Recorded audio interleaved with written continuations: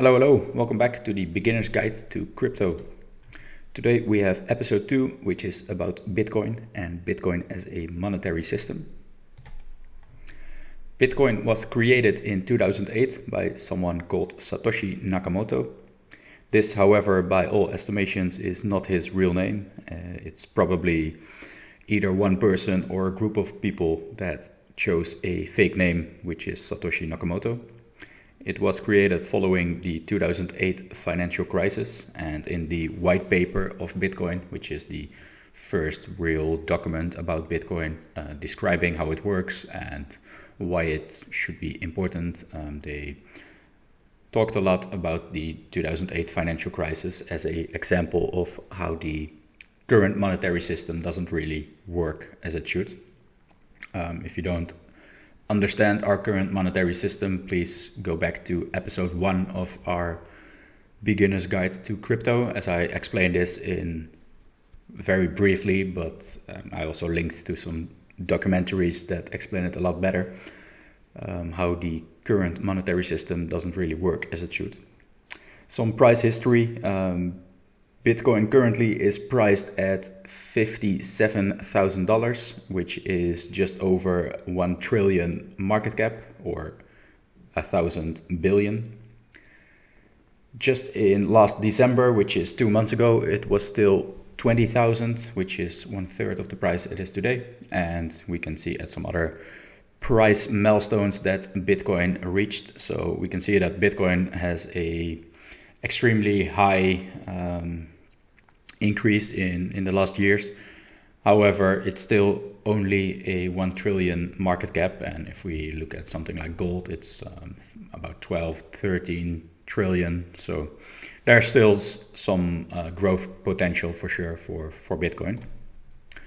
Mining, new BTCs are being mined, which means that strong computers are solving really difficult math problems and get rewarded in BTC or Bitcoin. And these computers altogether secure the network, which means that you would have to take down all of these computers to take down Bitcoin. And of course, a lot of people are incentivized to actually mine Bitcoin because they get paid for it, and this way they are very incentivized to actually share their computing power to keep the network alive. It's very decentralized. There's no central power. There's no government or bank or person really that could switch off the network in any way, and anyone anywhere can actually mine BTC. However, nowadays you do need a lot stronger equipment than you would need like 10 years ago. 10 years ago you could just mine it on your laptop. Nowadays that's not really possible anymore. You would need some specific mining equipment, but you could still buy this equipment, and if you want to pay for the electricity bills to mine, you could do it anywhere in the world. Bitcoin as a monetary system, it has a decreasing and ending inflation, which means that the current inflation rate is 1.7%, but every 4 years this percentage halves. So when Satoshi mined the first Bitcoins, the rate of inflation was a lot higher. And you could every time a Bitcoin block gets mined, you would get a lot more Bitcoin as a payment for this, and this number goes down every 4 years. This means that eventually the inflation rate goes to zero, because there is a maximum supply of 21 million, and we are currently at just under 19 million, which means that only about 10% of all Bitcoin are still left to be mined. So eventually this process stops, and miners only get paid by the transaction fees. So this is a lot better than if we look at fiat money in the first episode. The inflation is just expanding pretty much, and with Bitcoin it's actually decreasing and also ending. It's not controlled by anyone. No person or bank controls the issuance of BTC, and therefore no hyperinflation or deflation is possible. Deflation is not possible because, well, all the Bitcoin that are currently in the system will be there forever. They will, of course, be moved around, but no Bitcoin can actually be taken out of the system. But also no Bitcoin can be added to the system in a fast way, which would create hyperinflation. Also banking the unbanked, which means there's a lot of people in countries like in Africa and in South America and in Asia as well, that don't really have easy access to the financial sector. They don't really have access to banking and to store their money or to get loans and all that stuff. And Bitcoin or cryptocurrencies in general could be a solution to this. Bitcoin can be sent to anyone, anywhere. So, there's also, you can't be, a government can't actually step in and say, well, you can send your money to this person. We're gonna take away this Bitcoin. That's impossible with how Bitcoin as a system works. It's on a blockchain, and basically all the computers work together to actually secure the network. So you would have to take down the whole system in order to stop anything, basically. So for a lot of countries, for a lot of people in countries with somewhat corrupt governments, or where the fiat system has let them down, for example in Venezuela, but also in Nigeria, there's more people using cryptocurrencies than in other countries because it just makes sense for them. They don't have, in Europe, there's a lot of flaws with our monetary system. However, it's definitely not as bad for us as it is in some other countries. Other possible monetary systems, well, we could go to government-issued fiat money, because right now most fiat money is issued by central banks rather than governments. And government-issued fiat money has worked in the past, and it could be debt-free. If a bank doesn't issue it, it might be a lot better than when a bank does issue it. It could be debt-free, so therefore the system could work mathematically. However, it's still very easy to corrupt. You're still gonna have some corrupt governments, maybe, especially in third world countries. It's still very people are still gonna be inclined to try and print their trouble away, basically, which means that if your economy is not really working, a lot of governments, the same has happened now with COVID, they kind of stopped the economy in a way, but then they said okay, well, we're just gonna print a bunch of more money and we're just gonna give it away, and this should solve everything. And of course, eventually, this always turns out that this doesn't solve a lot. Eventually the whole system would collapse, or at least people will have to pay back this printed money. So it doesn't really solve anything, and governments are still going to be inclined to do so. And also they kind of had their chance, and they're either in on the scam, they are too scared to speak up, or they don't understand the monetary system. And in my opinion, there's not really a fourth possibility for politicians.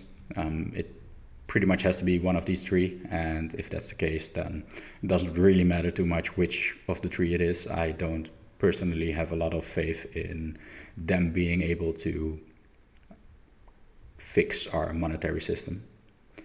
We could switch over to gold and silver. It has been money for over 5,000 years. It has a pretty limited supply, just as in Bitcoin. Of course not, it doesn't really work the same way, but gold and silver has to be mined as well. And there is a pretty low inflation rate for gold and silver.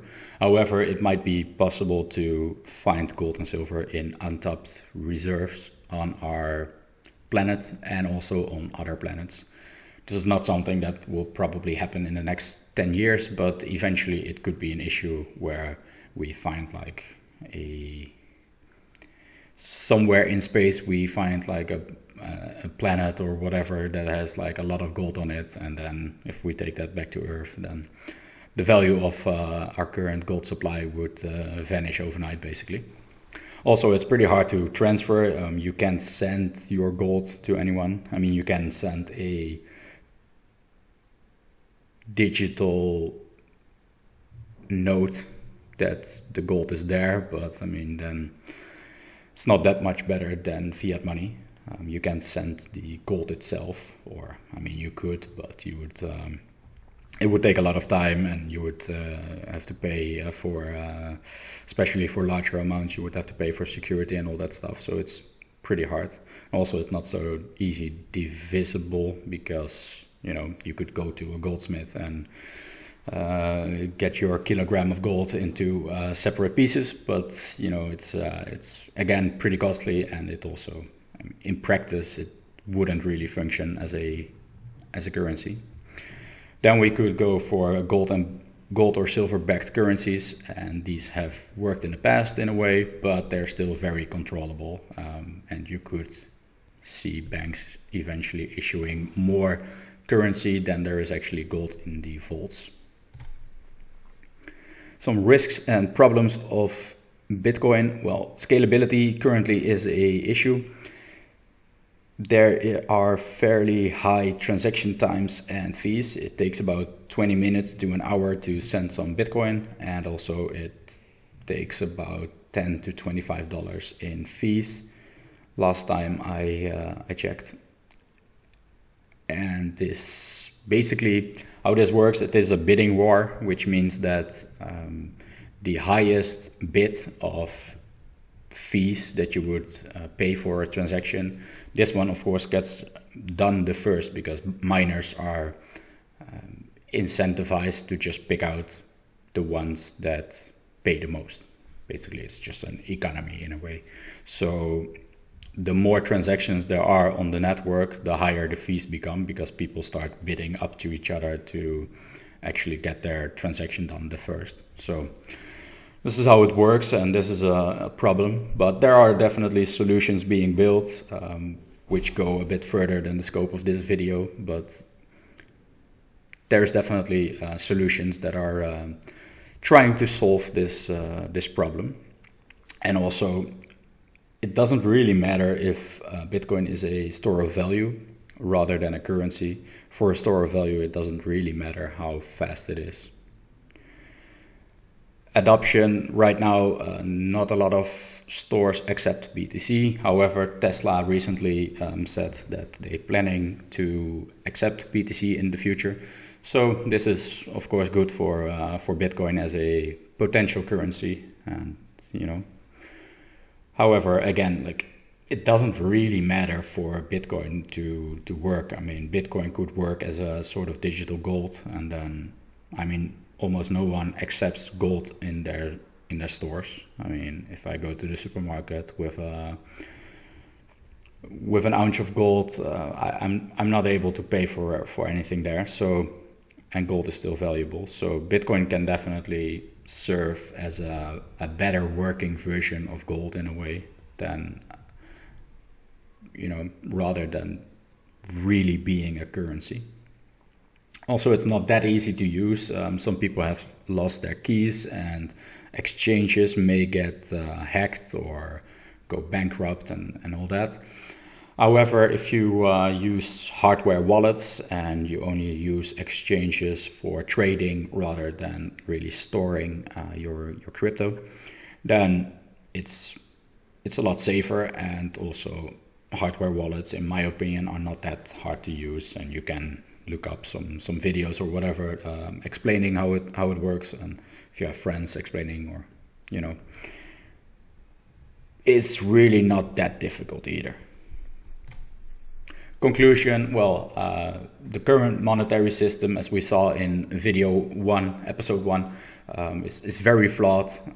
Bitcoin might actually be the best store of value. Bitcoin is a very long way away from being a real currency right now. However, there are solutions trying to fix this. And if these solutions are being done in a good way, then we may find Bitcoin becoming the world currency. However, even if it doesn't, it could still go extremely high in valuation and in adoption as well if it just stays a store of value. And we will look at Ethereum and world computers in the next episode. Thank you all for watching. I will again link to some documentaries or documents in my show notes, and please like and subscribe if you enjoyed the video.